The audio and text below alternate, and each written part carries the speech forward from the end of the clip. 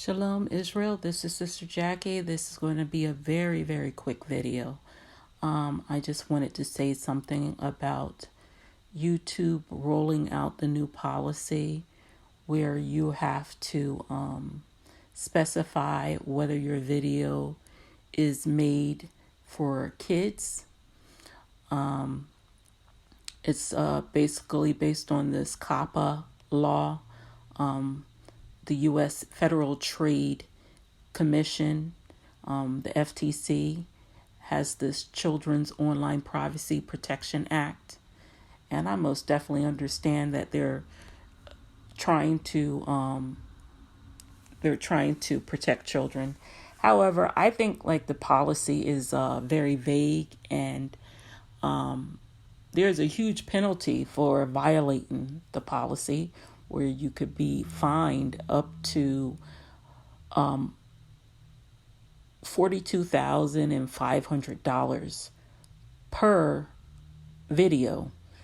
So we would have to go through, my understanding is we have to go through all of our videos by, I believe, the January the 1st and mark them as made for kids. But when you see the different policies, I'm not going to, read it to you. I'm going to leave the link in the descriptions, but I'm sorry, in the description of the video. But when you see the policy, to me, it's vague. And what I'm not sure about is if I mark my videos as not made for kids, because I don't believe I target kids, but what if the FTC disagree with me? So to me, this is this is the attempt to discourage people from posting on YouTube, and they're using the Children's Online Privacy Protection Act to do it. But I do understand them trying to protect children. I mean, because sometimes, like when I go out there and if I happen to land on the video thinking it's going to be nice biblical content, and next thing you know, the person who's teaching is doing all this cursing. I mean, I wouldn't want my child listening to that.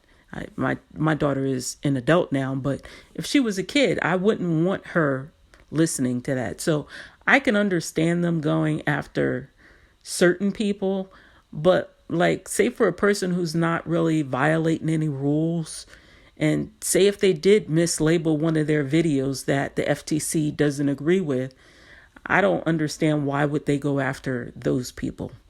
But I can expect there's going to be some misuses or abuse of the law, and it's going to be subject to the FTC's opinion on whether our content violates or not. But just a heads up to the congregation, you have to go through all of your videos and set them on whether they're made for kids or not.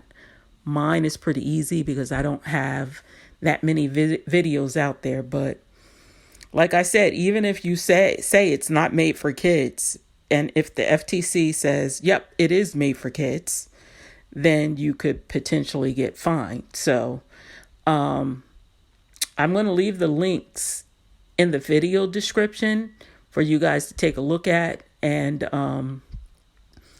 also, I heard that I was watching someone's video and they were saying that YouTube is going to update their terms of services, where if they deem a channel is not commercially viable, that they have the right to delete the channel. And like I said, it's their platform. What we have to do as a people, we have to go to the Most High, and we have to ask him what is the next step for us to reach more of his people and help wake them up. I mean, even if we stop posting on YouTube and we go somewhere else, this is the FTC law, or this is a law. So they can rightfully, after YouTube, start going to other platforms and doing the same thing, policing the same thing and throwing out the same fines. So I think it's to help the children, but it's also to control the content creators. They want to be able to manage. I would use manage and not censored, but I think they want to be able to manage what content is going out there. Now, also another thing, like when I was reading the COPPA laws, well, the rule out here, and like I said, I'll put a link in the video description, but they did say that if you have a personal website, they recommend that you add a privacy policy, even if you're not collecting information from children. So I know I have a personal website where I don't have my privacy policy listed. I have it on my business site, but not my personal site. Excuse me, my dog is barking back there.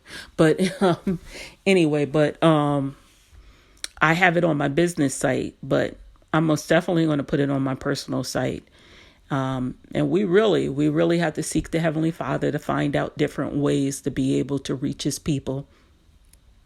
I believe that we should have spread it out anyway. We shouldn't just rely on just YouTube and Facebook.